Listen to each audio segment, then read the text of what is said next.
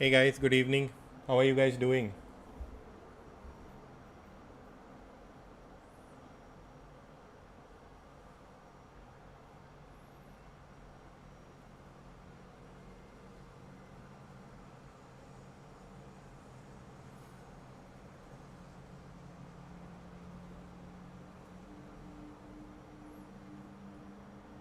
Awesome. All right. So today we will get to work with some of the cognitive services as well. I just want to make sure before we get started, for those who are there, one is again, you guys are comfortable with Python. Um, is that an assumption that I can go with?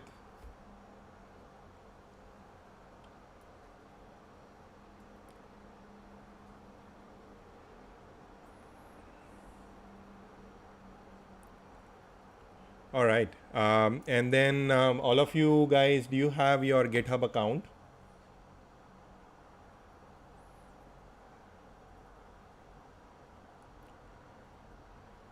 Because that's something that we will need for today as we go along, because that's going to be a critical part of it um, when we set this up. Because if you are going to work through the resources, I was trying to set up some Jupyter labs for you guys, but on Azure, it was pretty cumbersome. And knowing that, hey, our focus is going to be on AI, I didn't want to spend most of our stream or the training session on just debugging things as well. So our key thing today that we'll go to focus on is make sure you have a GitHub account. When we get to the lab, if you don't have one, I'll give you time to create it. Once you are there, basically all the Jupyter notebooks are set up. So most of the times you will just kind of work through that, and then I'll give you some times to play around with. So at least you guys have some way to manage that. Does that sound good?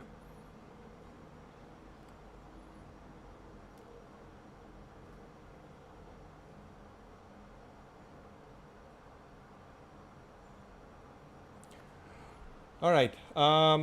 Perfect.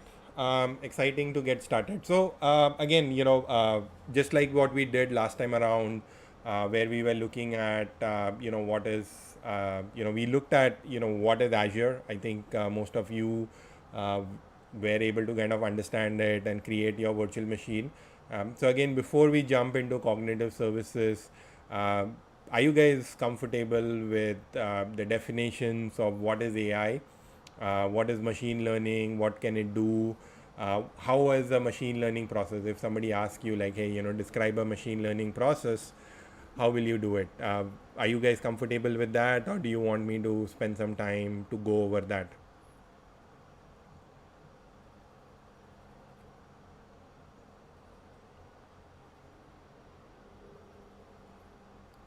Should I go over the details of what is AI, what is machine learning? Comfortable? Anybody who is not comfortable? A little explanation. Okay.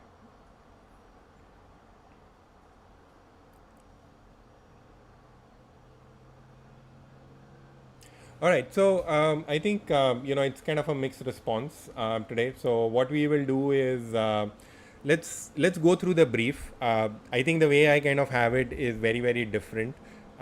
It's not your traditional explanation, except for maybe one or two slides, and hopefully you will remember this for a long time to come. Right. So I'm hoping that these concepts and ideas will stay with you for much longer. All right. So let's go with. What is AI. So pretty, yes, all of these are with a lot of examples. I think that's how people associate and learn with some of these things. And this is something that I always do, right? Whether it's a deep learning class or Azure class, right? As long as you are able to relate to your day-to-day examples, uh, most of the time you should be good to go, right? And again, for getting started on machine learning or deep learning for that matter, doesn't require a lot of fancy math. It does come in handy. But one example which I gave you last time, some of these guys were there, was the fact that, hey, when you started learning sports, or when you started learning any new thing, right, even in your education, right? You started off with something basic, right? Something that got you started, that's something that got you excited, right? When you were a kid, you didn't learn the grammar of English until you had an understanding of, how it worked, right? You started with simple things like nursery rhymes, right? And you got going, right? Did somebody say, oh, you have to learn the grammar first, you have to learn the spellings first, right? You just kind of got into that music and people started to learn this, right? But in the world of machine learning and deep learning, it's kind of completely opposite, right? Everybody says, oh, learn your math, learn your stats, and then gets going. I'm not saying that it's not important, it's certainly important, but the key thing is, first you go and see whether you like that area or not, right? Then you go into the details, then you start peeling the layer and working through that, right? It's not like on the day one itself, right? If you want to learn machine learning or deep learning, you need to know the math and everything before you get going, right? I think the key important thing is, get started, do things. If you love it, I'm sure you'll figure out your ways to learn more and upskill your things more. So that's how I'll kind of keep all my sessions as we go through. Okay. All right, so let's go through AI and what is AI. So you guys are good, right? That's an approach that I will follow across all the things. All right, so hope things that should be good enough.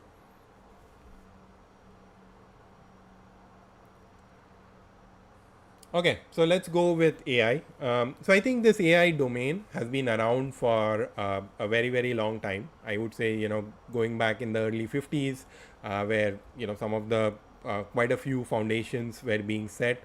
1980s, the term machine learning started to came along, and then, machine learning you would kind of put it as a branch of artificial intelligence, right? Artificial intelligence is much, much more broader than just pure machine learning. And then when you kind of started to think through some of these scenarios, right, a lot of these concepts just came along, right? Your XGBoost is just an invention of this decade, right? So a lot of the concepts have just been come around. So don't worry that, hey, you have got lost. There is a lot of innovation that's happening. There's a lot of techniques that are coming out that can help you out as well. So in 1980s, the field of machine learning started to go along, and people started, trying to figure out is how can they apply AI in a lot of their domains, right? Some of you would know about Deep Blue, which was a chess engines back in 1990s. And one of the famous chess grandmaster Gary Kasparov was kind of beaten by the chess engine. It was a pretty defining moment in there. And at that point, people were just starting to get excited. And I think until recently, the field was fairly dormant, right? People knew about machine learning, all these techniques that were being developed. But it really kind of kicked off when the area of deep learning exploded, right? The GPUs became relevant. One of the competitions that was happening, which was on ImageNet, one of the first networks started to kind of come very, very close to human parity. And that's what got people very, very excited with that. And since then, it's just been crazy since then, right? So this is a brand new, this deep learning was around, but it just kind of exploded, one because of the availability of cheap compute, and the fact that because of those cheap computes on GPUs, people were able to run deep and deep neural networks, and that's where some of the innovation started to happen. All right, so as we kind of get into this, right, we kind of looked at what is data science, right? Whenever you kind of look at what is data science itself, right, the idea is that you want to kind of figure out the reasons behind success or failure, right? The reason you want to do that is to make sure that you understand your customers, you understand the products, and then you are designing your products or features that your customers are going to like, right? So which would mean that you can reduce the failure and increase the success rate. So this whole idea of doing this is helping you plan the future, right? And how do you do that is by experimenting in a meaningful way, right? So rather than trying out every possible combinations that's there, right, which is kind of a typical way of doing brute force, you're going to experiment in a very, very meaningful fashion, right? You will kind of try out and see what works, what features are important, and then you would go out from there. Going forward, you would kind of work through is how would you improve the performance, right? Your performance could be in terms of more sales, reduce churn, improve detection, and it could be kind of varied, right? It could kind of vary from different examples. And all of this is something that would say is running on analytics, right? So that's how I would kind of define data science, right? It's just a scientific way of thinking and doing your experimentation. Any questions on this so far?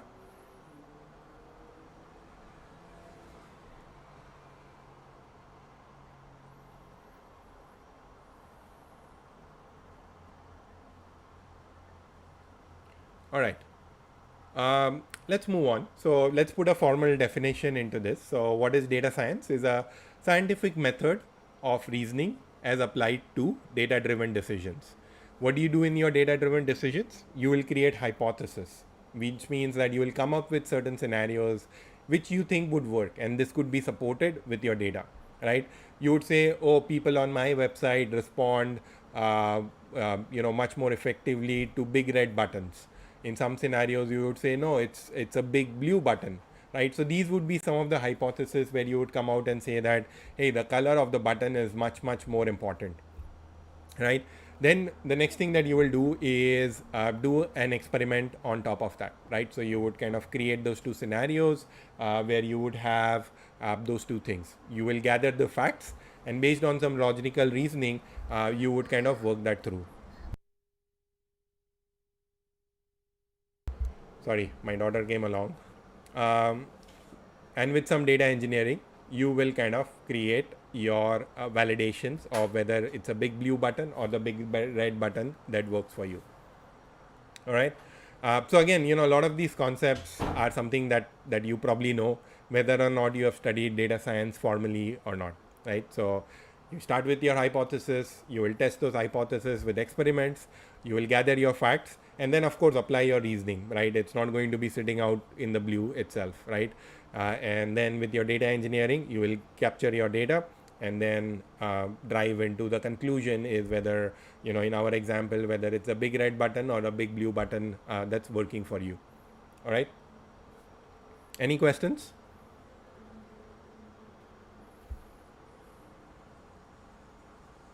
Cool. Okay.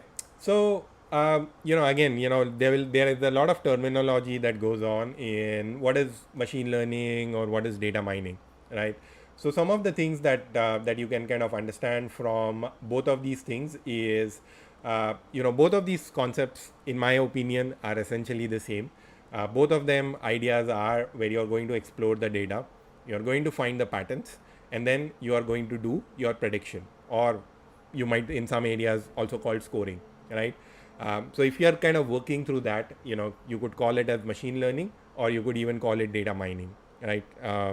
In the 2000s, this was called more of data mining things, and now it's more of machine learning patterns. But again, you're exploring the data to find patterns, and to find patterns you will use various algorithms to help you kind of figure that out. And once you have figured that out, you will kind of start doing the prediction or the scoring on the data that it has not seen before, right? So these are your essentially the three steps that you follow in machine learning.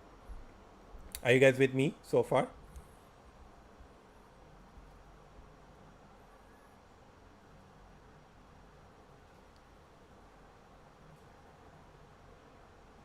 All right. Now, in machine learning, there are 5 questions that you can answer with the help of machine learning. Now, let's look at those 5 questions. So, your first thing that comes up is a question that you will answer, is this A or B? And again, it could be more than A or B. It could be A, B, C, or D, or it could be different factors. Whenever you are trying to answer these questions, you are trying to kind of use a family of algorithms called classification algorithms. In this, if you look at this, right, this is an example from howold.net, right?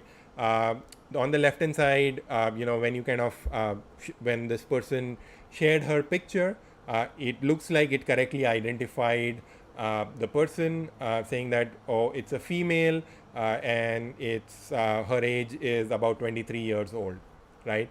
And now when the same person, right, just changes their facial expression, she turns in from a young woman to an old man, right? And this is one of the limitations of classification algorithms, right? It has learned from the patterns, and maybe some of these patterns that you see are typically associated with old people. So when it sees that pattern itself, then it's going to say that, all right, the person is an old, because that's what the data, that's what it was trained on, with those kind of data sets, right? So it cannot go out and figure things out on its own, when it's not trained on that aspect, right? So let's say now you see this issue, you go back to the people, start collecting the data, is saying that, all right, keep changing your facial expressions, and we'll capture this data and still map it to somebody who is young, and try to identify that gender itself, right? So these are some of the things that you will have to go out and collect the data. The similar examples that were there, where the Google Lens, or Google goggles, where you could point the camera at a point of interest, and it will tell you what point of interest that you're looking at. So in those sort of scenarios, again, you are kind of trying to kind of do a matching based on what it has learned, right? So if you have not trained it on any data sets that are based out of India, then it's not going to be able to recognize it, right? Or maybe it's kind of a search based algorithm, then it's going to search out that, but if your database doesn't have those, it won't be able to do that. So that's how a set of classification algorithms would work out, right? So whenever you have these questions of whether you're trying to identify is this A or B, then you would use this family of classification algorithm. Now, if you just have A or B, it's called binary classification. Or if you have more than that, it's called multi-class classification. All right. But both these ideas are the same, right? In the first one, where you have binary, you have two classes. In multi-class, you have more than two classes, right? Any questions on this so far?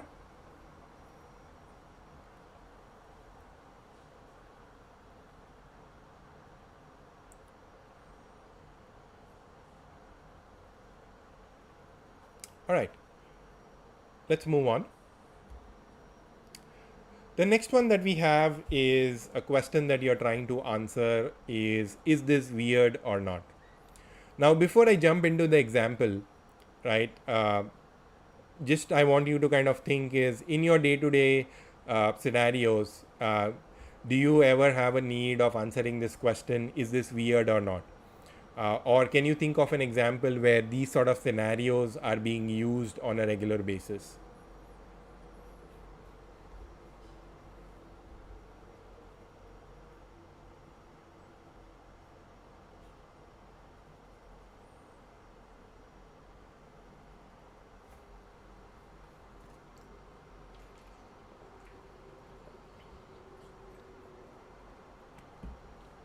Can you think of any examples of this question where we are looking at is this weird or not?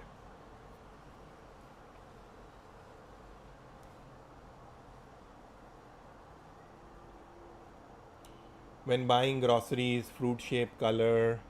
Okay.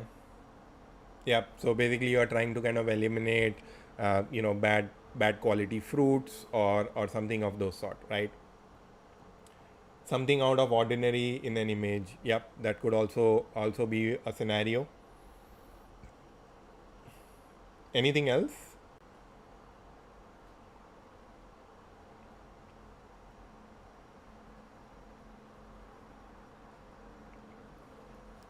The other one that you could kind of think of it as a spam detection. Now again, spam is kind of a field in itself. And the other ones that you could think of it is in terms of your credit card transactions, right? Sometimes the bank will block a transaction because it will think that this transaction is not typical of you doing that, right? So again, whenever you kind of work through that, you are looking at anomaly detection. Now the problem one of the challenges with the anomalies detection is that the amount of anomalies that you have as compared to your traditional data is much less, right? So your anomalies are far few and between. So the type of algorithms that you end up using have to be creative, right? And that is one of the reasons why you cannot use classification algorithm, right? So let me give an example of why you can't use classification algorithm, right? Now let's say there's a disease that's going on which infects only one person in a million, right? So now you want to kind of identify, or you want to build a test uh, that's going to work on this scenario. What would your test be looking like, right? Or let's say you are writing a mathematical function for it, right? What sort of results will you kind of go out for? So what do you think would be an accuracy of such a test?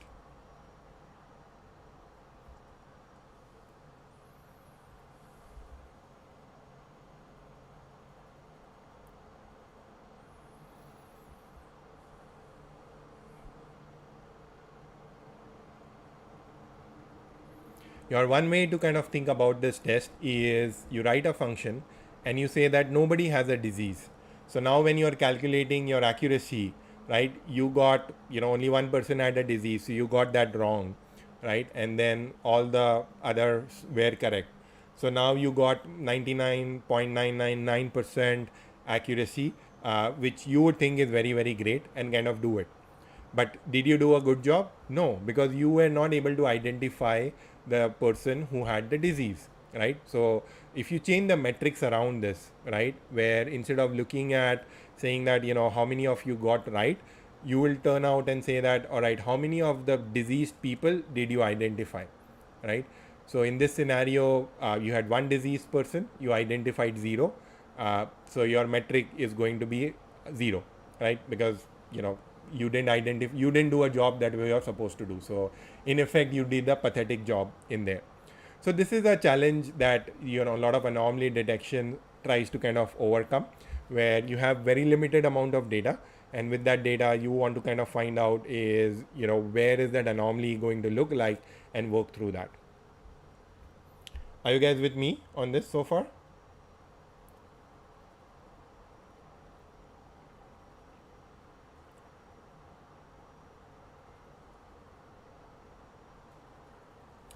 All right, let's move on to the next one. Regression. When you're trying to answer these two questions, how much or how many, the concept that you're trying to use is that of a regression, right? This is the only set of algorithms that the answer is a real value number, right? So whenever you have to predict a number, right, the family of algorithms that you will use is a regression algorithms. Your weather prediction is a type of a regression algorithm, right, where you're trying to predict the temperature in that scenario.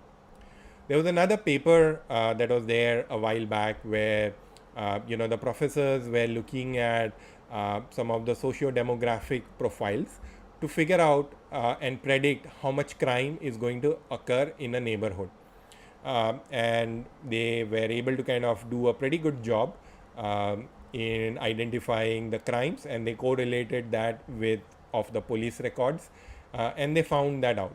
Now this paper of course turned out very controversial, because now you are trying to racially profile people rather than trying to understand what are the root causes of that biases as well.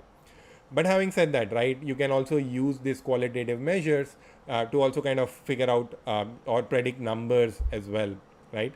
So again, when you want to kind of predict a number, or when you're trying to answer these two questions, how much or how many, the family of algorithms that you're going to use is a regression algorithms.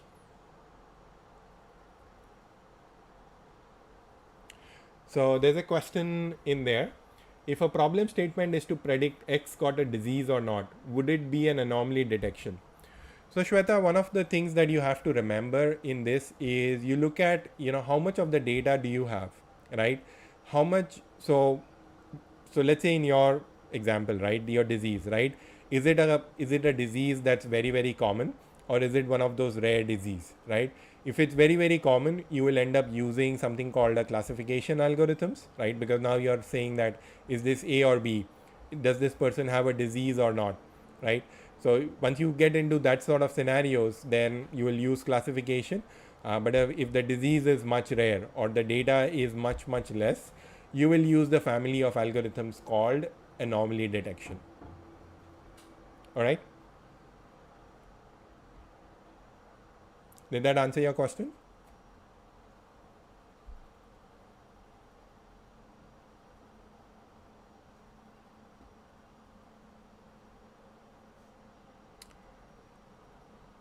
All right.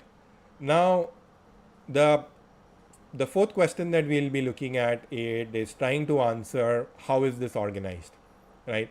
Typically, you end up using a lot of clustering based approaches. And in these sort of scenarios, your clustering is typically what we call as unsupervised algorithms, right? You will just give it a data and say that, form 3 clusters or form 4 clusters. And then the algorithm will go and find out, what are the cuts that of the data it needs to do so that it forms 4 relatively distinct clusters in our example, right? Or maybe it's 2 or 3, right? It varies based on the data set. But you cannot come out and say that, all right, I want you to cluster all, cluster it based on genders or based on family types, right?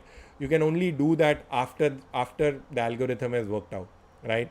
So that's why it becomes like an unsupervised algorithm, because you don't know what those clusters will contain, right? You can only say that go out and form 3 clusters or 4 clusters or 5 clusters, and then you start to investigate and say, all right, what is the properties of these clusters.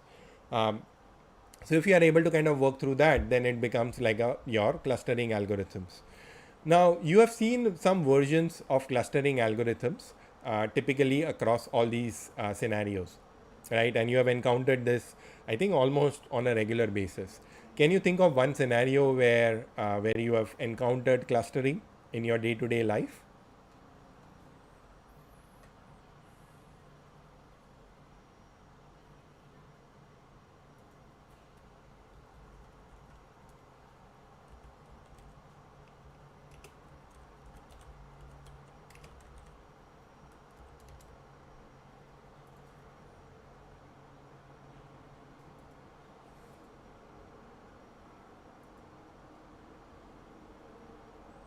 Airport queues.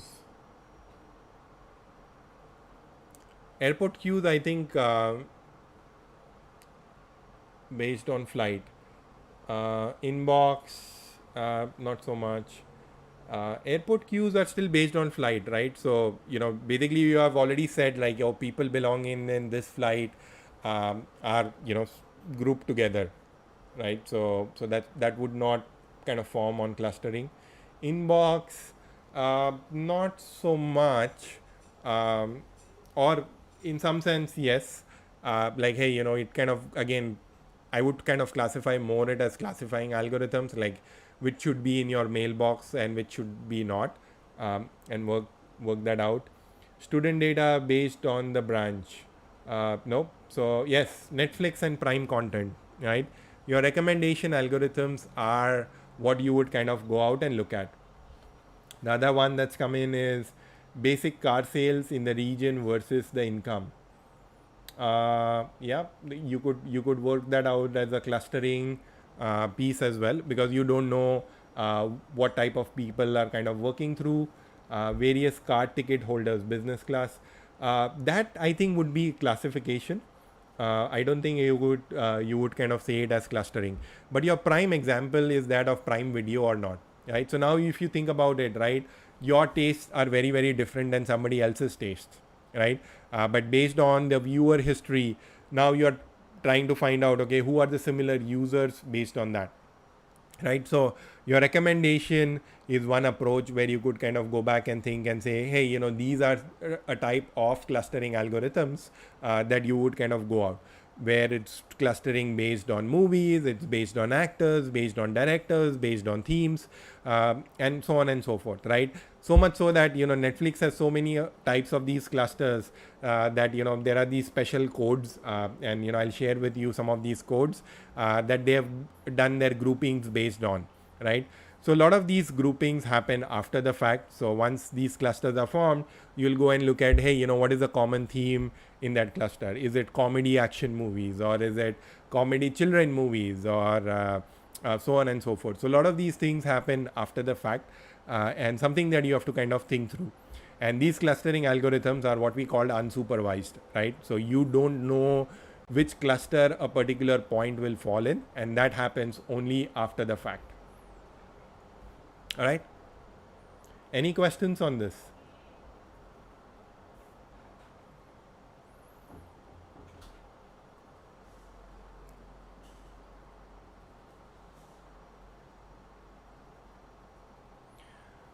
All right. Let's look at it. The last one that we have is, what should I do now? And these are what we call as reinforcement learning algorithms. These are very, very powerful algorithms, right? These days, if you look around, they are very, very common in self-driving cars. But even recently, you would have heard of this game of Go, which Google had kind of built their logic on. And again, the way they kind of started to build on is the algorithm was playing the game against itself, and it played billions of games, right? And then it figured out, what the rules were of the game on its own, right? What strategies it needs to apply, and work through that out, right? And again, when you kind of think of reinforcement learning, right? We as Indians, or if you're from India or anywhere else, or Asian for that matter, we learn through reinforcement learning, right? When you're growing up, or when you're in a corporate environment, or your college or school environment, right? The person who studies well get good marks, he gets awards, he gets better jobs, better campus placements, bigger promotions, and all those things, right? If the person is not doing well, he gets left out, he or she gets left out. So in a lot of these scenarios, right, what you're trying to reinforce is like, hey, study well, work hard, and you will get better grades, or lot of money working through that, right? So these are the ways in which you are trying to kind of do reinforcement. Again, the history of that is based on, again, how you do training animals, right? You want to train the dog to sit. It's not going to learn by just listening to your command, right? But then when you give it a treat, and when it hears that certain command, it's going to be able to figure that out when it goes along. So these are what we call as reinforcement learning algorithms. Any questions on this?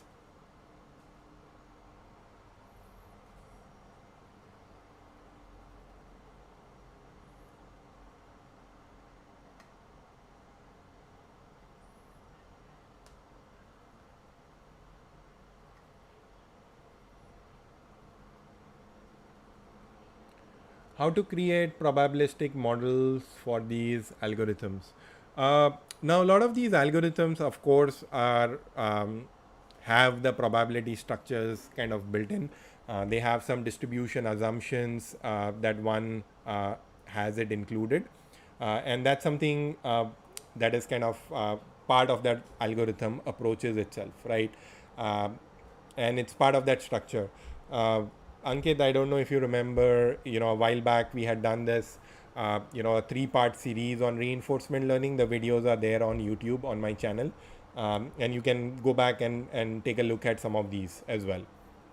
So these are, if you're interested, if a lot of you are kind of working through that, there's this series on my YouTube channel where we were looking at multi-arm bandits. And we kind of did like this whole deep dive on reinforcement learning algorithms, right? And the concept again is very, very simple. It's again, yeah, I don't want to kind of distract it, but if you guys are interested, maybe for the next stream, we could do some of those things as well.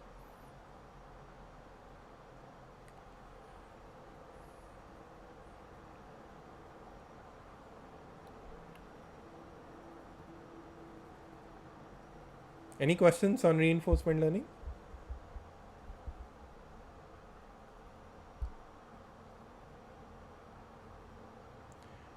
All right. This will be the last section before we jump into cognitive services. Now, when you kind of think of machine learning process, right? This is one slide that I often use to explain, how you do machine learning. I always think of it as cooking food, right? So let's say you want to prepare a recipe for a strawberry smoothie, right? What do you need? You need strawberries, you need milk, you need sugar, and maybe, if you are kind of a bodybuilder or trying to kind of lose weight, you might even add protein powder to that, right? So now what are you going to do? Are you going to just get these things from the market and just blend it? No, right? The first thing that you are going to kind of look at it is, once you get those ingredients, you are going to clean them up, right? Once you clean them up, you are going to chop them into small pieces, right? Then you will put them in your blender. What happens if your blender is very small, right? You might end up making into batches as well, right? And once that batch is ready, you will mix it and serve it. So your machine learning process is almost very, very similar, right? Your algorithm is your recipe, your data is your ingredient, right? Your data pre-processing, data cleaning is your key part of your machine learning process. And your computer is your blender, right? If you have a machine that has a lot of RAM, a lot of compute that's available, if you're doing images, you might have a lot of GPUs as well, and then you will be able to run through that recipe much faster, right? You will be able to process a large amount of data in a very short time. But let's say you don't have a GPU, you don't have a powerful computer, you'll still be able to process it, but it's going to take you a very, very long time, right? You'll still get your smoothie, but that smoothie process is going to be there for a longer time. So in the next one that you end up doing is, once you kind of do that, right, and you're following the recipe, are you going to serve it to your guests right away? The answer is no, right? You will kind of sample it before, right? And let's say the recipe called for 2 tablespoons of sugar or certain amount of milk, or your it called for certain amount of strawberries, and you didn't put that, right? You would sample it. If you don't like it, you will, doesn't matter what the recipe called for, right? You will go out and tweak that recipe, right, to make sure that it is suited to your liking as well. Now the same thing you will do it with your machine learning algorithm itself, right? Now if the default hyperparameters or the parameters that are used to tune the algorithms are not there, you will go back and tune those as well, right? You will change them because the defaults don't work in your scenario, so you will play around with that, and you will make it suitable for your liking itself, right? Once that is ready, you might ask your friend or spouse to taste it before you kind of serve it to your guest as well. And if your partner, your spouse, your friend says, oh, no, it needs a little bit more sugar, you'll go back and train it, or because you're trying to kind of suit it to your guests that you're coming at your place, and that's how you will kind of set that up as well. So your answer is your smoothie, but you've kind of gone through a lot of more phases beyond just processing your data and getting your smoothie. You have also gone back and tuned it, you have got opinions, and you've kind of done it. So similar is your scenario in machine learning approach as well, right? You use your training data, right, where you will kind of build your algorithm. Then you will use your validation data to make sure that the algorithm is properly tuned, and then you will have your test data. Your test data has not gone through your training process itself, right? So if your algorithm works well, now you can kind of put your algorithm into production, right? In your case, you are going to serve it to your guest, right? Now again, when you serve it to your guest, you're not just going to take a big jug and say, all right, here's your smoothie, go drink it, right? You might put some toppings on it, or you will have some sort of, if it's a dish that you're preparing, you will plate it nicely, right?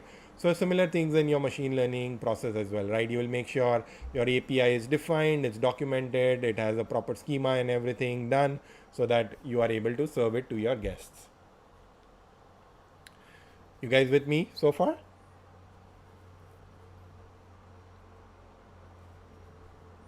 Any questions on the machine learning process?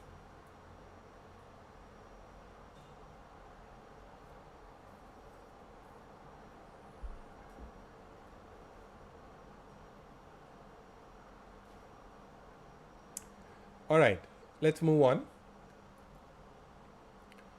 Now, we kind of talked about this, right? You're going to prepare your data. just like you would prepare your ingredients, you'll build and train, and you will deploy, right? So that's how your typical machine learning process is going to look like. All right, do you guys still remember SAS, PAS, IAS?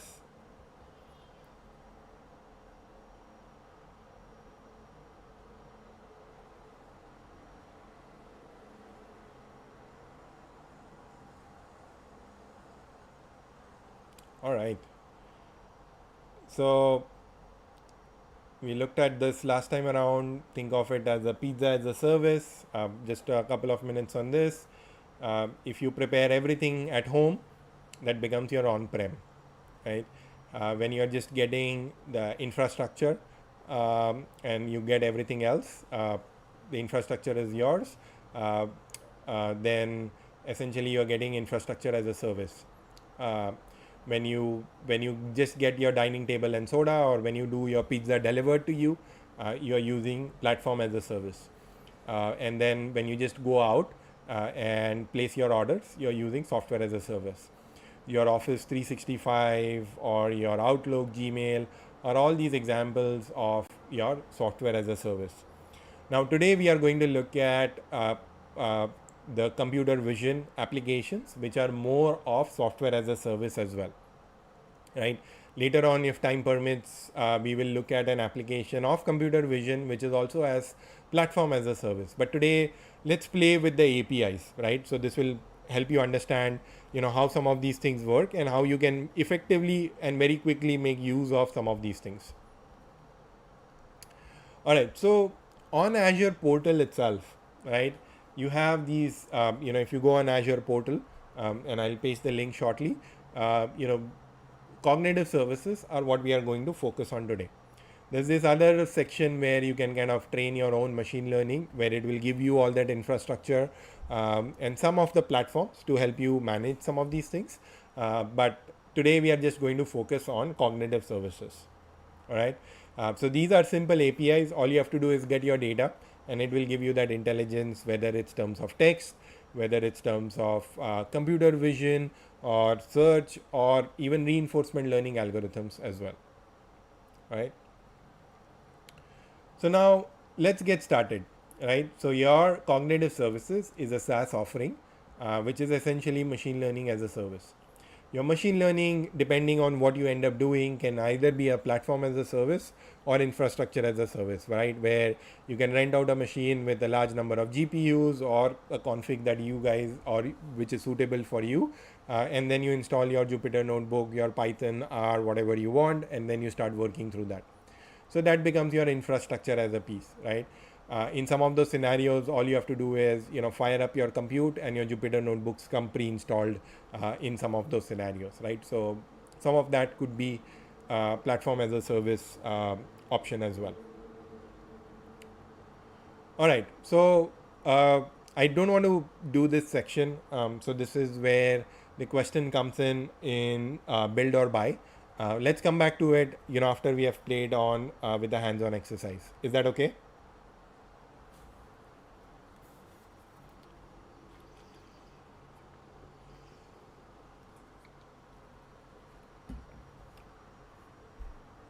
All right. So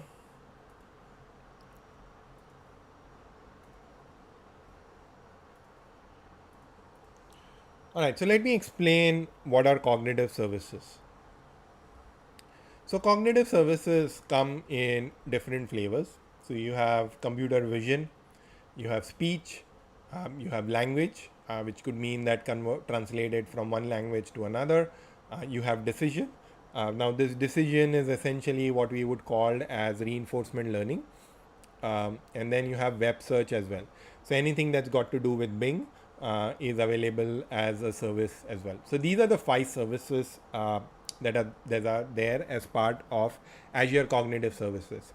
Today we'll be just focusing on language and vision, right? Again, depending on how we do it, we might even end up doing speech as well. So in your decision service, besides personalizer, you have content moderator and anomaly detector as well, right? Again, if all of these time permits, we will kind of capture some of these things because these are a little bit more involved than just working through the logistics of running it through an API, right? Now, in your vision service, right, there are a lot of different types of services that are available. Your computer vision, which is what we'll start off with, is where you can analyze images, right? So you send it an image, it will give you a lot of these options for you to play with. Your custom vision is another one where you can create your own uh, classification algorithm. Remember, whether you want to say this is A or B kind of things. The other ones that are there are face recognition, right? So it can detect faces. You also have form recognition. So if you are looking at receipts or some structured information which you want to process, you can also use form recognition as well. If you are working with digital ink or handwriting, you can work through ink recognition. It can also identify common shapes as well. So if you draw, your hand draw a circle, it can identify whether it's a circle or not. And lastly is your video indexer as well. Your video indexer is working through both your audio and video, and it will help you figure out searches as well. And you could mix up your computer vision things in here as well to kind of augment it with more information as you go along. So again, we will try to work through computer vision, face and form. If time permits, we will do custom vision as well. All right. Then you have speech services where you can go both speech to text, where it will help transcribe a speech to text. Now in PowerPoint, this feature is already available, right? So if I go and say, all right, I'm going to transcribe this speech to text, and you can see in the below black box, it is already transcribing it for me in real time. But it doesn't do a good job in most of those scenarios because it kind of said pillow instead of something else. Next you have is text to speech, right, where you are going to take a text and convert it into a lifelike speech as well. Now if you love your voice a lot, then you can also train it with your own voice, and you can create your own voice personality as well, right? So you could do that as well, but again, it requires a lot of phrasal trainings and everything, but that's something that's doable. You can also do speech translation, where if I'm speaking in English, your subtitles will get translated in a different language as well, right? So it happens in real times. So if you have worked on Teams meeting, you would, there is the option of subtitles, and you can change the subtitles in real time in there. The last one is speaker identification, where you can identify speaker based on their audio text as well. So that's one way to kind of work through speech services as well. Language services, these are much more detailed. I don't think we might have time to cover this, but let's see. You have Q&A maker. You can create bots, or if you have a document, it can quickly read that document and help you answer some of the questions. Now you don't have to explicitly program it; it will do this on their own. You have text analytics, where it can do sentiment, key phrase, named entity detection, translators as well, where you want to do your translation, your language understanding, which is kind of very useful for developing your bots, and immersive reader as well, where it kind of goes in a much more guided fashion in there. All right, so any questions on the type of services that you have?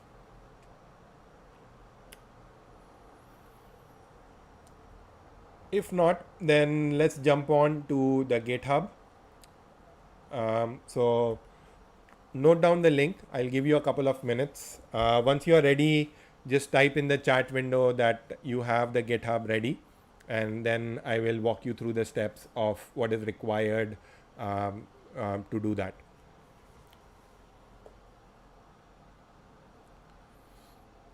Do you guys all have GitHub account? Let me paste this in the chat window so it becomes easier for you.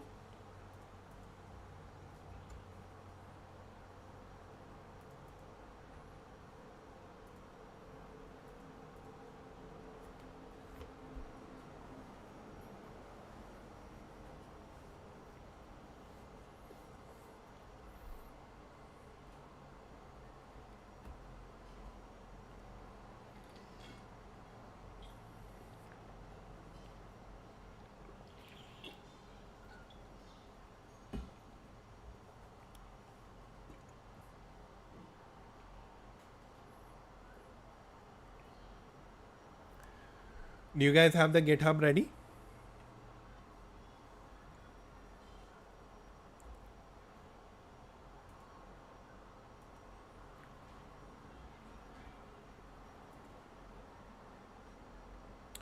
All right. So let me zoom in a bit. Do you guys also have your GitHub account?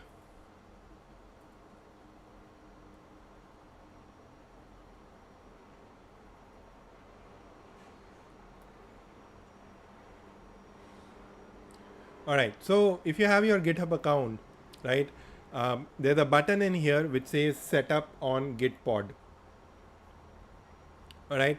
Just click on it, and what it will do is it will create a lab for you. I have to log in with my GitHub account.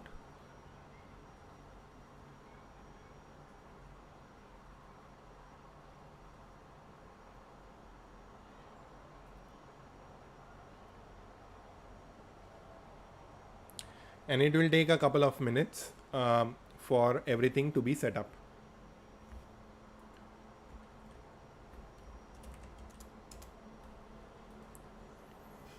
So what it's doing here, it's creating the image. So today we can focus more on working through the examples, helping you play around with those examples, and setting it up. So again, click on the Gitpod thing. If you're not able to do it, let me know in the chat. I can help you out as you work through those.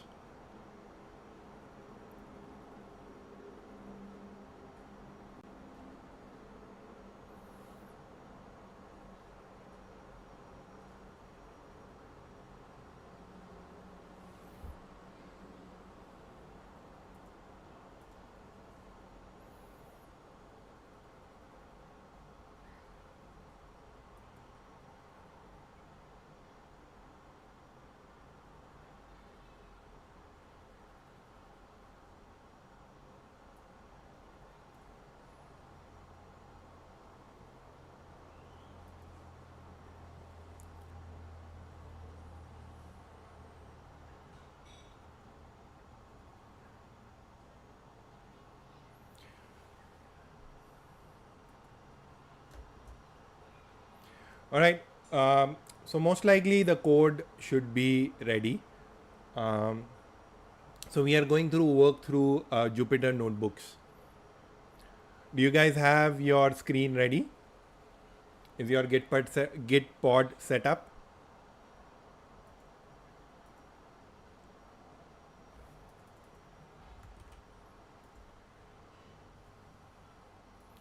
If you have on the terminal, we will set up our Jupyter Notebook, right? So just type this out and we will start our Jupyter Notebook. All right, now you will get an option where all these ports are closed by default, and what you have to do is a prompt will come on the bottom where it will ask you is, do you want to open a browser? So make sure you are opening the browser, and what will happen is it will open up the Jupyter Notebook for you. This is just for security, which means that nobody else can open the Gitpod on your thing. Now it's going to ask you for a password and token. What I would suggest is go back to your Gitpod. In your bottom left or in your bottom, you will see this link which says $token. Just copy everything of that, right? After the equal to sign, paste it, and then you are logged in.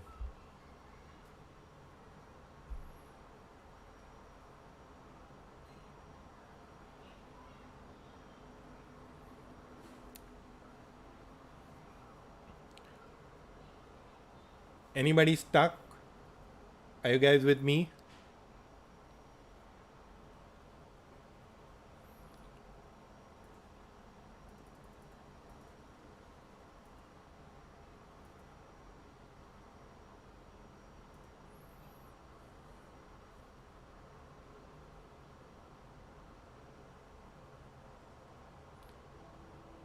Do all of you have Jupyter Notebooks open?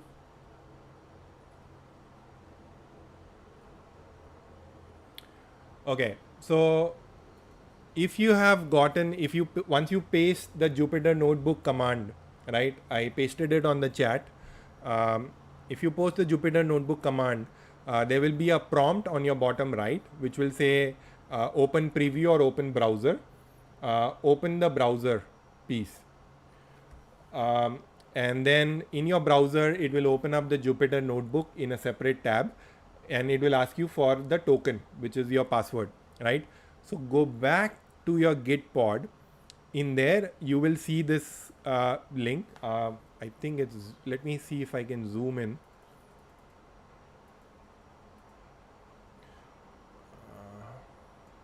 All right, so it's not really showing up that well, but in your, yep.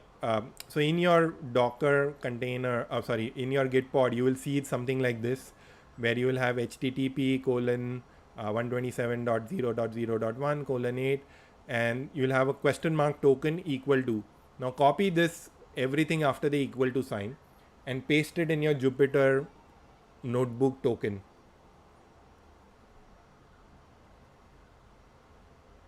All right. So for those who haven't followed up, once your Git pod is open, you'll have your terminal in your bottom left. Sorry, your bottom part. Paste this code in that terminal. Right. So what we are going to do is work through a Jupyter Notebook in there.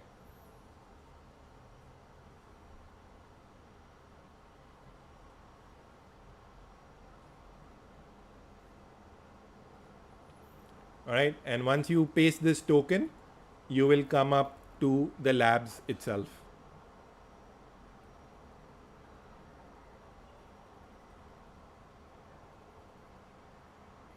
Kshitij, if you want to set up your own password, it's okay. This is your own account, right? So if you want to come back to it, you can always come back to it with the same password.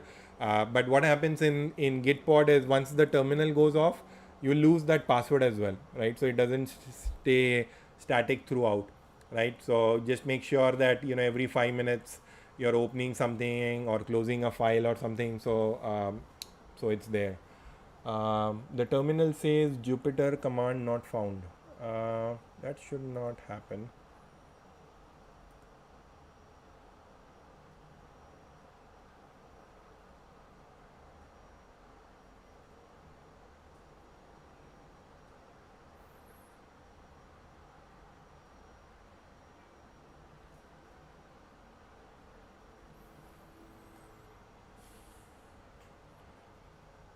Okay, all right. I'll just give you guys a couple of minutes to get back on track.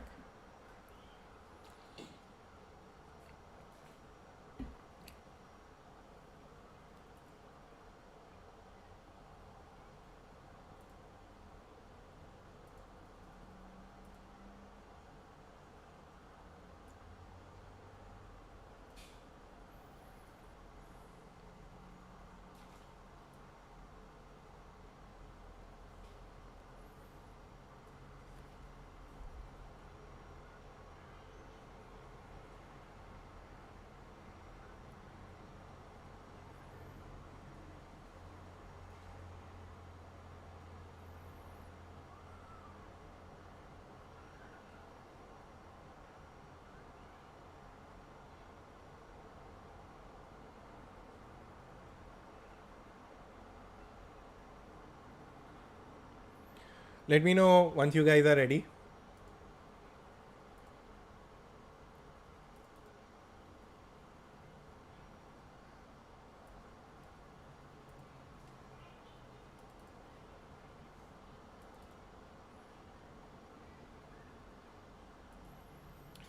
All right. So we are going to go to our first labs.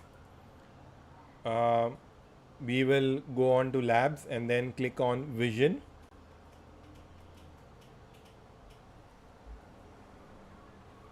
And what we are going to do is look at image analysis with computer vision. We'll open up that notebook.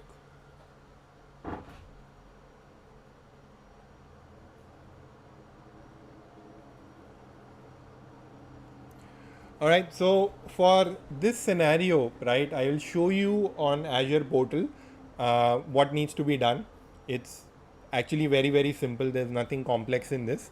All you are doing now in the Azure portal is creating a subscription for you, or creating something that you can, just an API endpoint for you and the keys to access it, right? So I'll just show you how to do it in Azure portal. But what I'll do is I'll paste my key for you so you guys can play around and do the rest of the exercises and work through that. Okay. So let's go back. I'll show you on Azure portal itself. So on Azure portal, right, you guys know how to create a resource group. Anyone who doesn't know what's a resource group, we covered that last time around.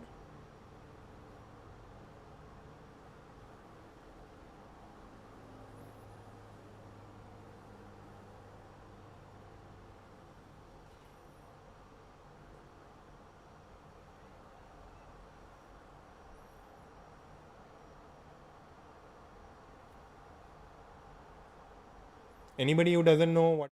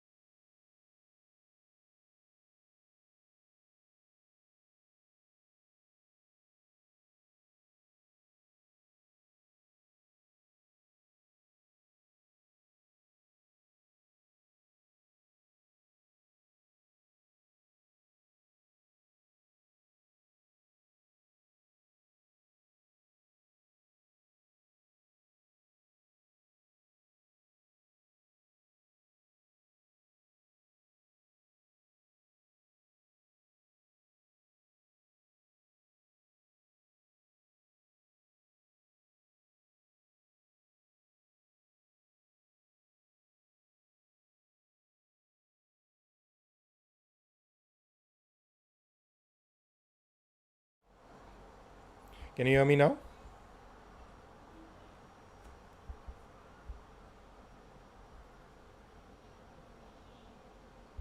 Okay, sorry. Let me go back and repeat it. All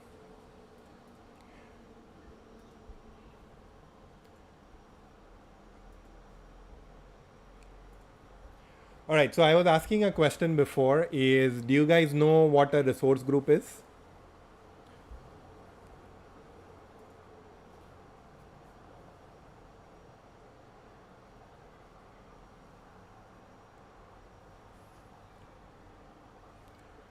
All right, so what we are going to do is in our resource group, we will create and add a computer vision API, right, that we are going to make use of.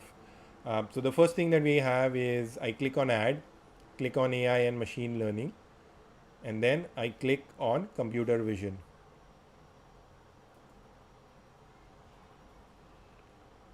I will pick my subscription. I can pick my resource group, or I can choose to create a new one. I will say where I want that resource to be. So I'll pick Southeast Asia. I'll give it a name. Now this name has to be globally unique, right? So you cannot have so if I just do demo, I don't have any demos in my group, but this subdomain is already in use, right? So you have to come up with your own unique name. All right, so demo Saturday group, right? And looks like I got it. And then you pick your pricing tier. Now you can use the free calls, and it's free 5k calls a month, I think, which should be very, very sufficient. Or you can pick the standard S1, which will allow you 10 calls per second, right? So once you are done, you can set up your tags and then click on review and create. All right, So once you are done, essentially you will hit create and it will create a unique endpoint for you and give you the API's key that you are able to manage that as well. All right. You got it? How to create a computer vision application in Azure?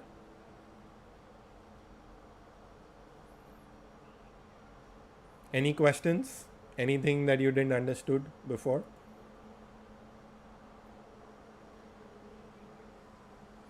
Oh no, the Azure account. So today, this time around, I was not able to reset the passwords and everything, and I was not able to send you the new ones as well.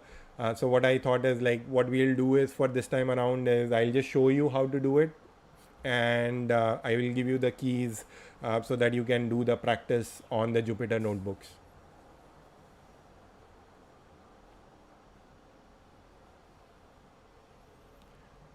Any questions on how to create the computer vision API in Azure? Anything that you didn't understand?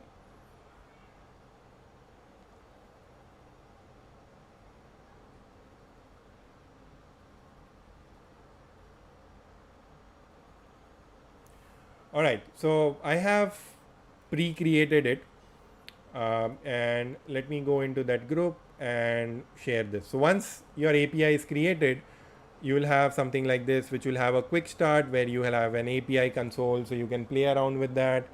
There are some demo examples that you could work with, and some containers on there.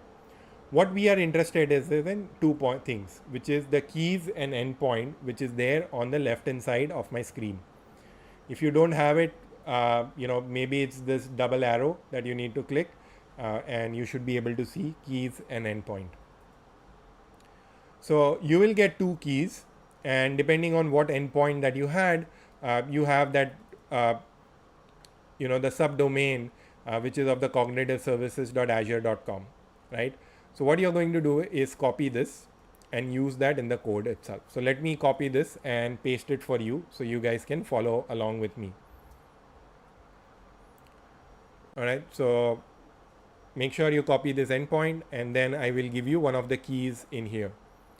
So let me paste the keys for you, and this is a key that we will use it for our experimentation. Now let's go back to the Jupyter Hub, the Jupyter Notebook that we opened. But before we go, any questions on this?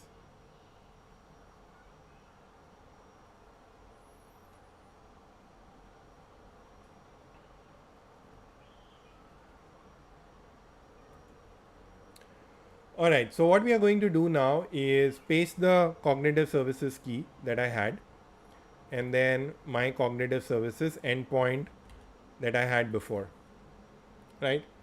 And you guys know how to execute a cell, right? It's control enter, and that cell will run, right? So now you will get a print statement which I had in there. It's ready to use this service. It's still not connected yet, right? So what we are going to do is go in the next cell and load in all the libraries that we need. So now my libraries are loaded. This is my Azure libraries that have been pre-installed in there. And now I am going to create a client which is using computer vision client, where it needs my endpoint and it needs my credentials, right? So you cannot directly pass the key, right?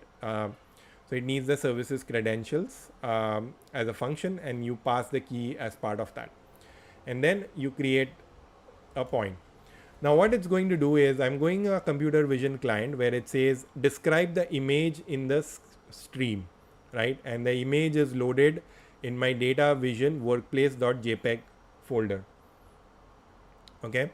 Now what you asked it to do is describe an image in the stream. So it took this image and described what it sees there, right? So what you're seeing is it described it as saying a group of people sitting at the table, which seems about right? And let's try another image. So now since I already have my computer vision client, right, I don't have to set it up again. It's only required once. All right. So now all I can do is change my image and see what answers I get.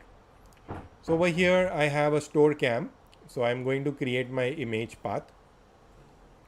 Again, I'm going to play around with opening that image and pass that image as a stream, and then say, all right, describe this image and tell me what's in there.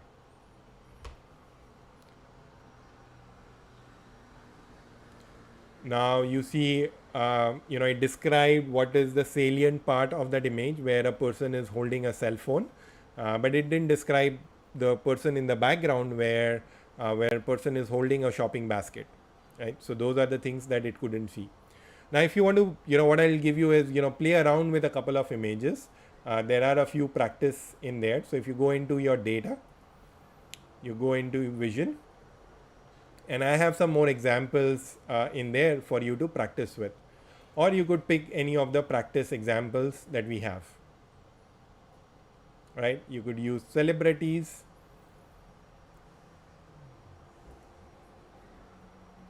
you could I have some more examples in there. You could use a house, and there are quite a few more. So I'll give you a couple of minutes to play around with this thing. Make sure the path is correct, right? This is, the subfolder is data, vision, and then your store cam. If you're going to use practice, then you just add practice like this. Make sure you have your commas in place, and then whatever is the file name in there, right? So I'll let you guys practice with a couple of examples and see if you guys have anything, any questions on those.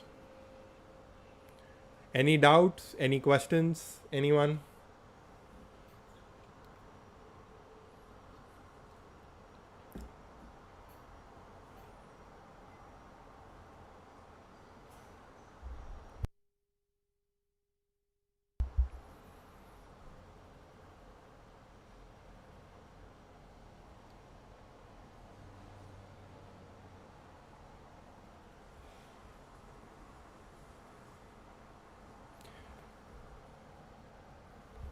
The cognitive services endpoint, okay, let me paste the endpoint again.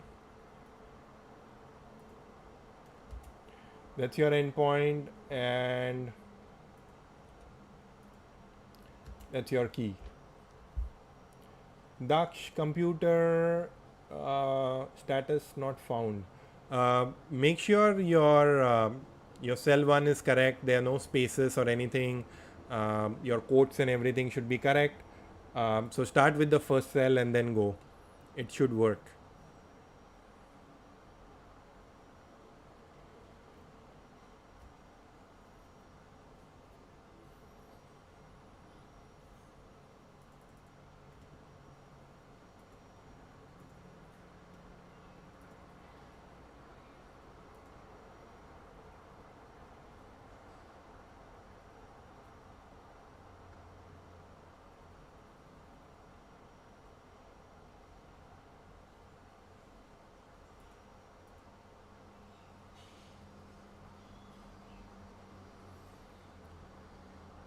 Is your computer vision client giving you an error, or are you getting error in the image?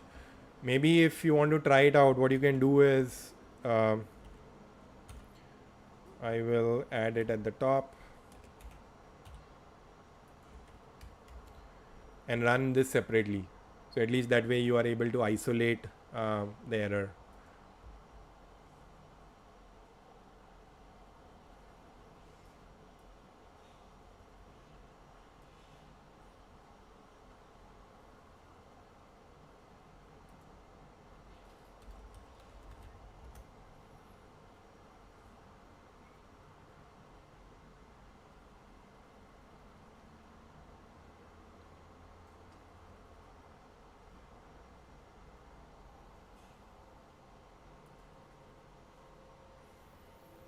Anybody else who has worked through other images?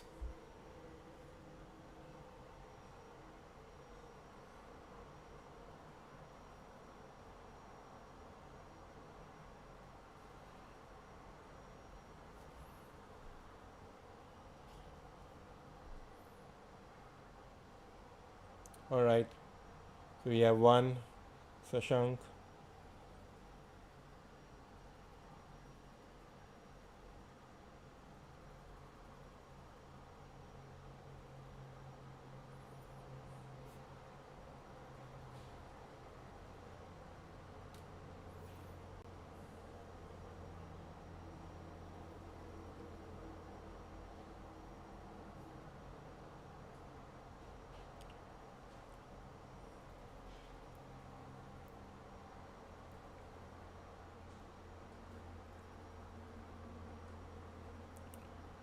Cool. Shweta.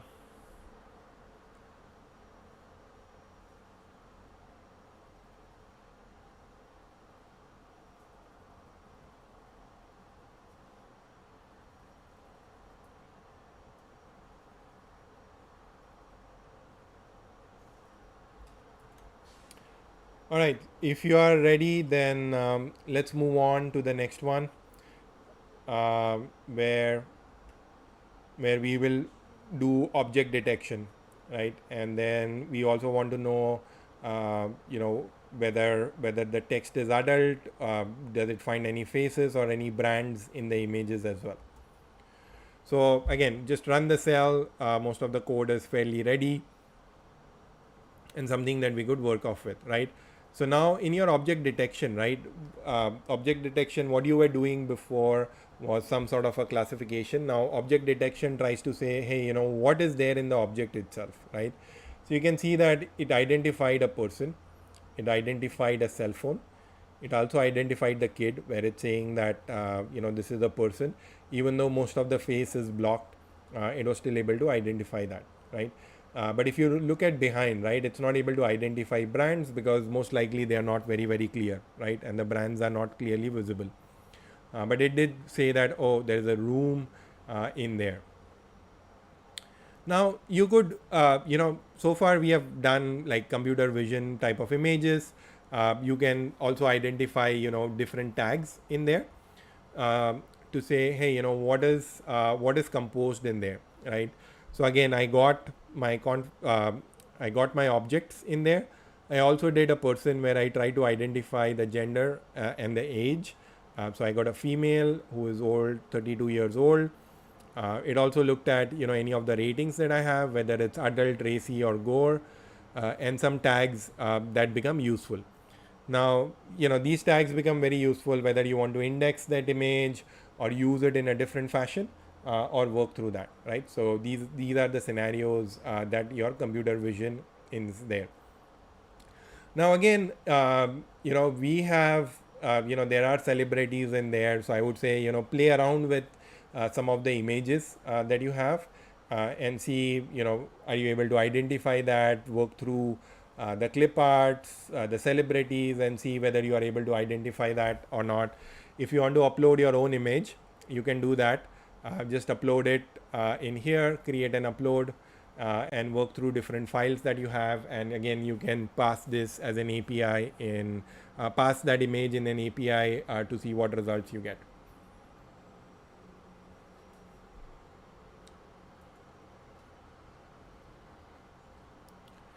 All right, so that was all that we had on the computer vision API.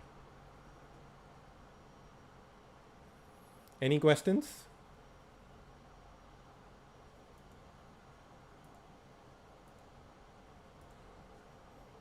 One thing is, as you're working on Gitpod, right, make sure you go and open some files in Gitpod. Otherwise, it will think that your Jupyter Notebook is empty and you're not working through that. So that's a bug in Gitpod where it doesn't recognize that you're working in Jupyter Notebook. So just open any of the files. Should be okay.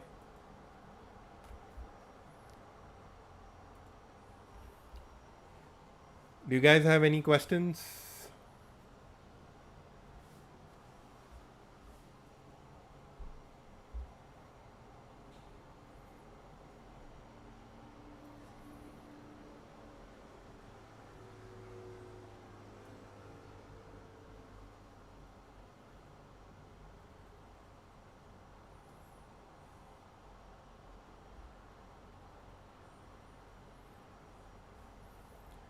Shall we move on to the next example?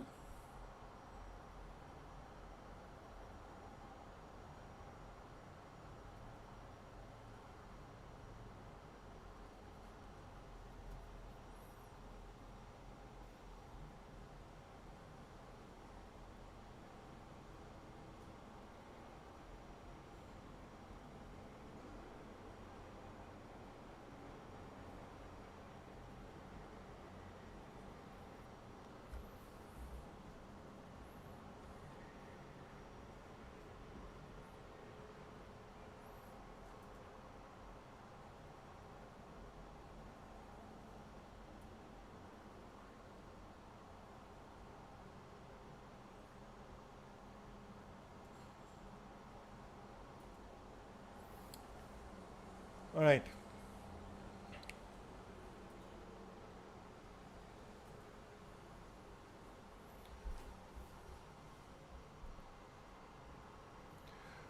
Now let's do a little bit more object detection.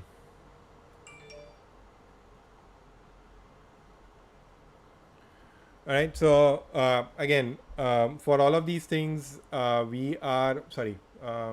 I think object detection will require a little bit of training. Um, let's use face analysis. All right. So again, very simple way to kind of use face. It requires um, there are two different ways to kind of work through that. Either you can work through your existing uh, cognitive services, or you can create another one which is specifically for face. All right, so let me paste this. Again, we'll use the same keys. For some examples, we might have to work through different keys as well. All right, so now what we are going to do is do more of facial identification, right? So again, my code remains the same, but now instead of a computer vision client, I'm going to use a face client, right? So again, the similar examples that we had before. All right, so let me change the key.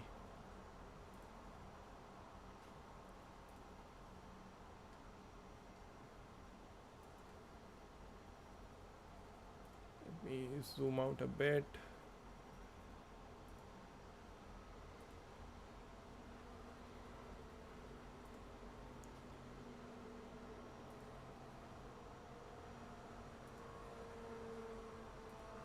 So for the face, I'm sharing a new key that we will use today.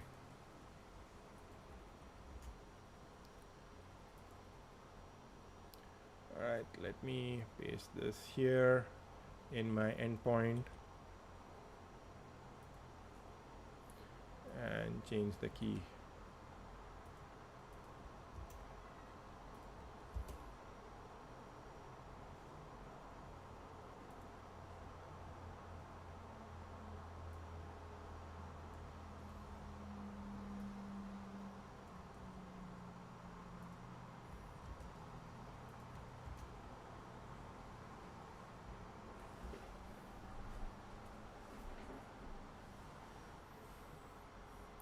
All right, so now we are just going to work with different facial detection.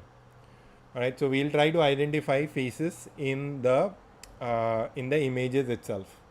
Okay. So in the previous one, we just said this was a person. Now we'll try and identify who that person is, and then across multiple photos, we will be able to work this in. So again, let's start with pasting the key and endpoint. And once you are done, can you type yes in your chat window so that I know we are ready to go ahead?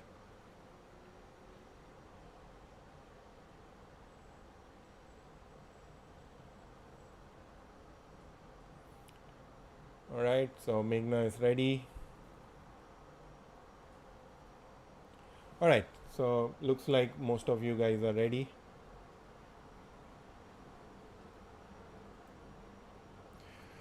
So now when it detects a face, right, it's assigned a unique ID, right, and then you can use that ID to track across different scenarios, right. So now let's see.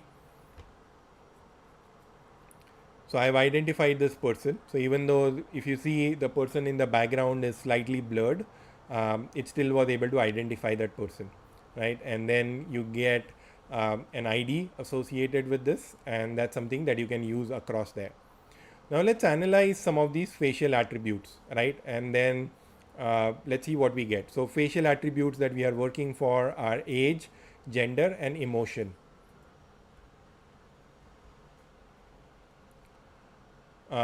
So I got the age, which is 34, female, and then looks like the person is very happy. All right. So we could work through that. Now there's another example where is where we can identify image, tag that person in image 1, and then work through subsequent images and find similar faces in there. All right. So what I've done is I've done my typical face detection, right? I get the face IDs in the second one, and then what I do is find similar between the two. All right. So I found this person, different angle, right? You're looking at it from the right hand side. And the other picture is of the left hand side, right? It was still able to identify that, and then you can see that both of these are a match. Any questions on this?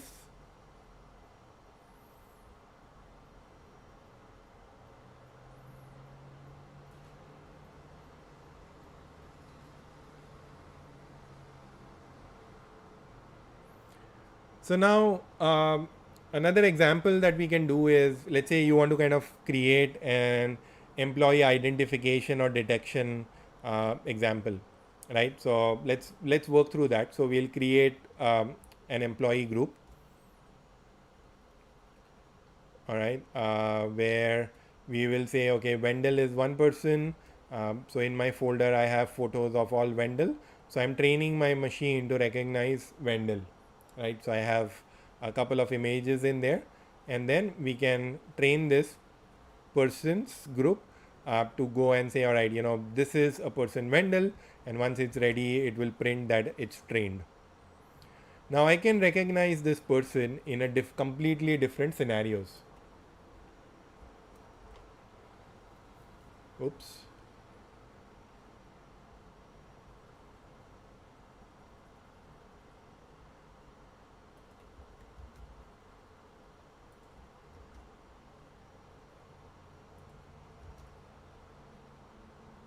Yeah.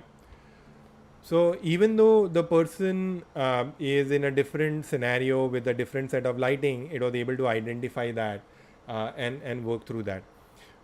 So that's how it kind of works through this facial detection logic. Now again, there are a couple of examples in the in the practice data set that you can play off with. And I have Oliver. Um, you can work through this. I have image, another image where you can kind of work through um, different facial detection, and then I have a folder of Oliver where I have different um, faces of Oliver as well, right? So if you are going to do that Oliver example, then you can work through that, and then your test is this: see if you can detect this scenario. All right, so there's a question: what is the concept behind image matching? So this is more of facial matching, where it tries to extract the face in that picture and then map it to similar pictures across that, right? There's not a lot of documentation around this of how they are kind of doing that. There are some known approaches in there, but nothing that reveals the real secret sauce behind how they kind of manage this on their on the back end.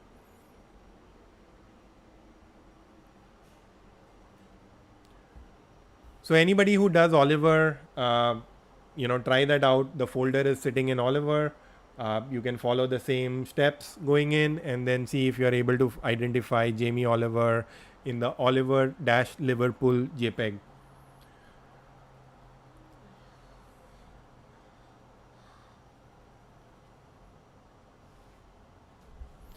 Let me know who is the first one to finish, and we can figure out how to get you your game award for today. Anybody else who has any doubts or who has stuck and the cells are not working or there's some issue?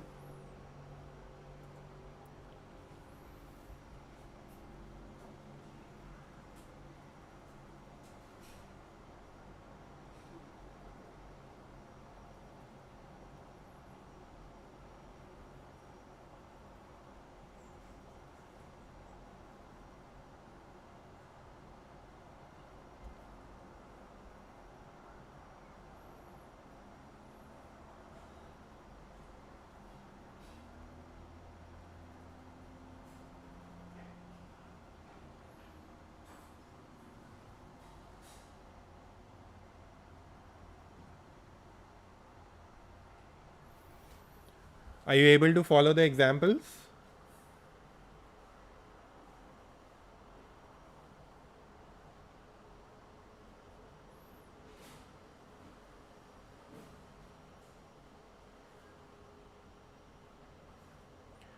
All right. So first one to do the Jamie Oliver and post your screenshot. I'll post the link of how to do the screenshot.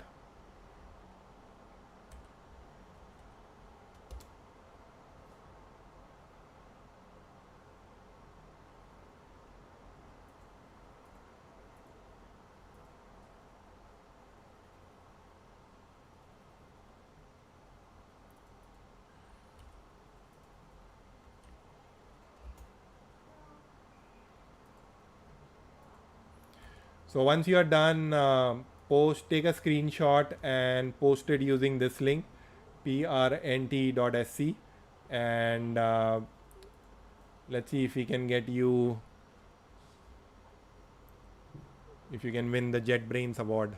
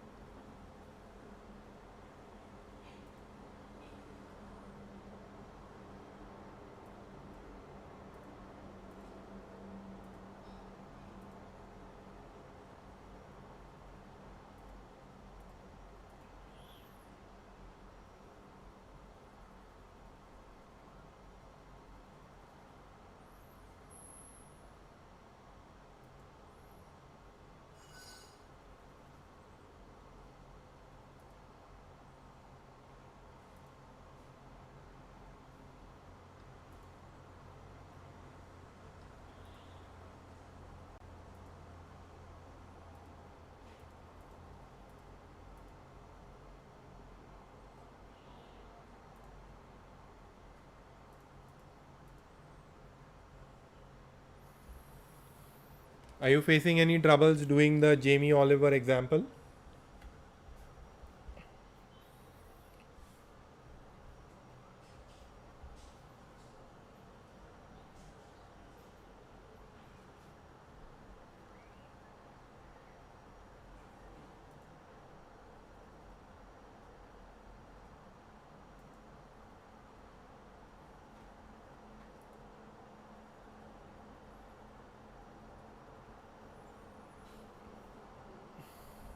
Shashank, can you take a screenshot and put it on print screen and paste the link?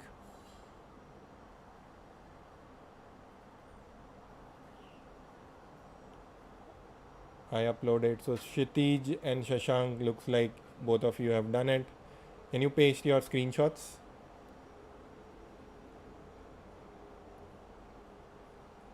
Let me do a quick check and then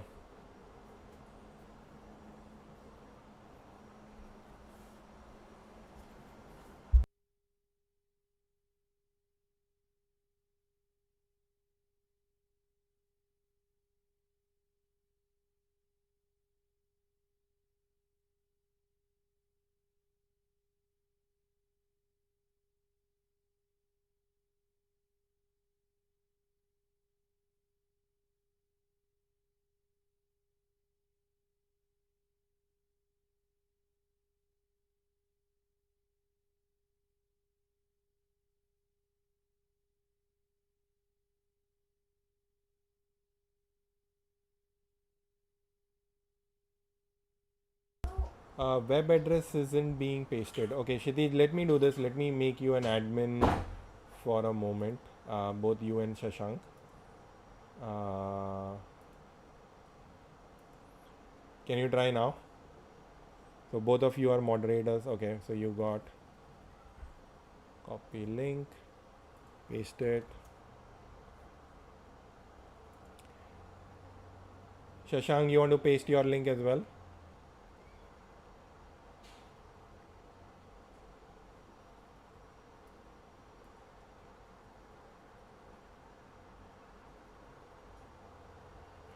Daksh also done. Okay, Daksh, let me make you a temporary moderator and paste your print screen link. All right, looks like quite a few of you are done.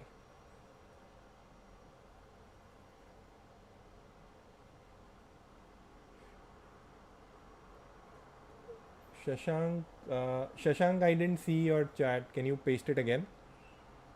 Okay.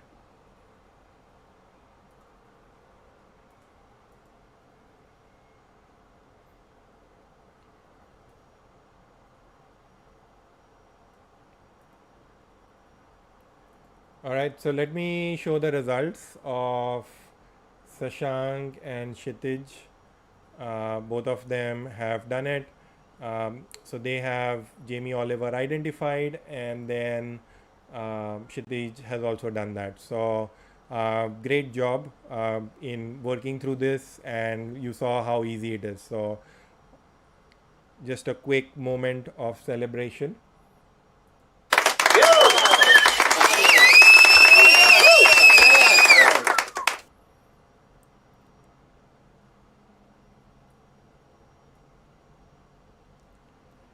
Cool. Good job, both of you guys. So again, I don't want you to post your email addresses in the chat. So what we can do is, if you guys, both of you, can reach out to me on LinkedIn.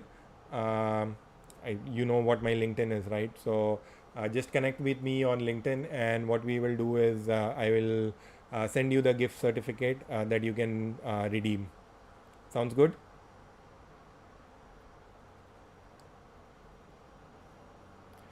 All right. Daksh and Muskan, reach out to me as well. We will see what I can do for you. All right. So you will. I'll try to get all four of you a JetBrains license. If not, then at least the first two who finished it. All right. So we are. I know we are kind of pretty much out of time. Uh, it's almost like close to 2 hours. Shall we do text other time, or do you guys want to do a different topic going in? One topic that I'm kind of doing right now is on data science interviews. So I've collected about 400, 500 questions on all the data science interviews in there. And then just quick couple of lines. The videos are just 30, 40 seconds. And that will help you kind of do your revisions, especially if you are preparing for any data science interviews. It will help you kind of work through, one, the definitions of that, two, what are the simple formulas in there, and three, what are the advantages and disadvantages of that particular method, formula, or something key important points you need to know for. So again, if you are interested in that, this is a series that I'll be working through over next 2 to 3 weeks. So just subscribe on the channel, and then as soon as I post it, I just have one video at the moment.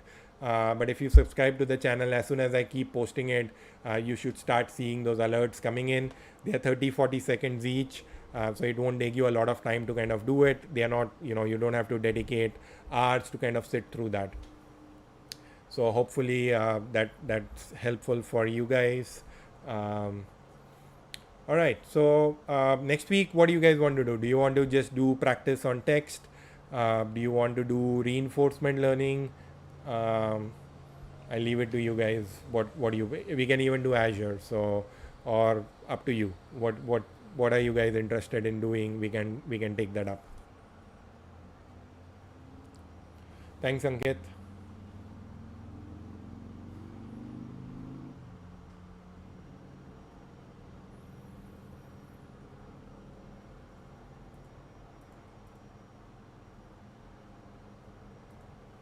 So the subscription, I mean, there's nothing to subscription. It's just that, as and when I keep posting those videos, you will get an alert to watch it.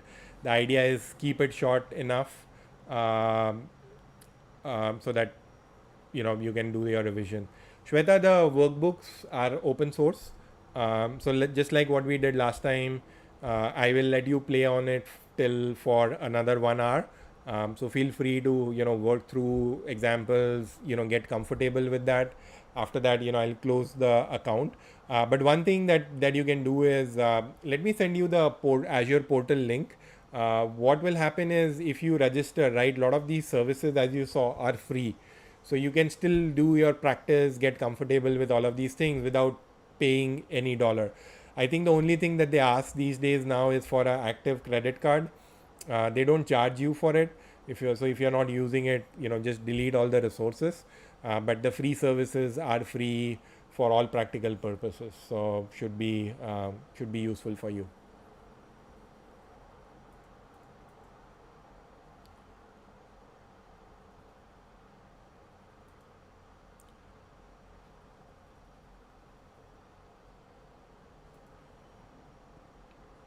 Any other topics that you guys want to cover, or I think this, or you guys feel this is sufficient?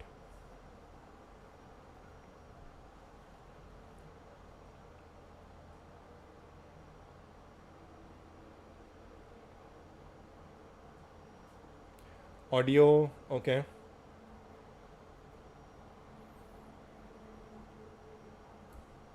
Anybody else? Do you want to learn reinforcement learning? Do you want to do something else, or go deeper into some of these services, or continue on text, forms, and others?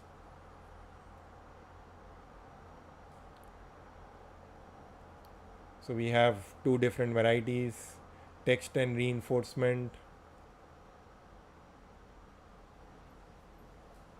Okay, text. Okay.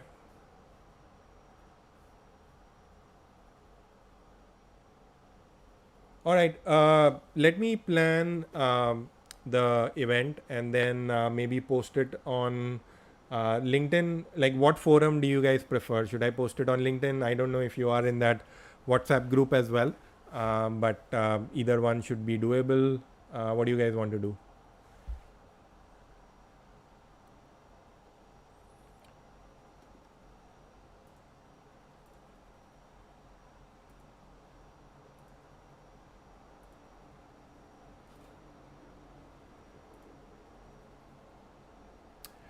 All right.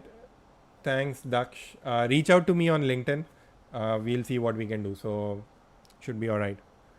Okay, so then let's do this. Since some of you are connected on LinkedIn, I will post on LinkedIn the next session, and then maybe we cover text, or maybe we cover reinforcement learning, depending on what the interest levels are.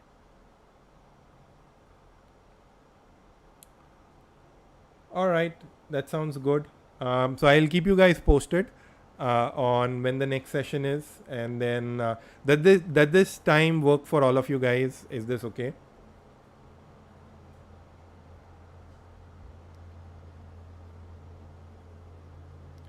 All right, cool. Sounds great. Cool. So sure, then let's plan out the event, and we'll keep it to the same time, so that all of you guys can join in and take it up from there.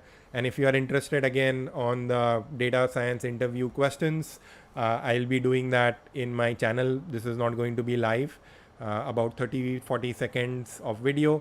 So that should help you with your revisions and others. So next 3-4 weeks, that's what I'm going to plan out. All right, then I will let you guys go. You guys have a wonderful evening and a wonderful weekend. See you guys next week. Take care. Bye bye.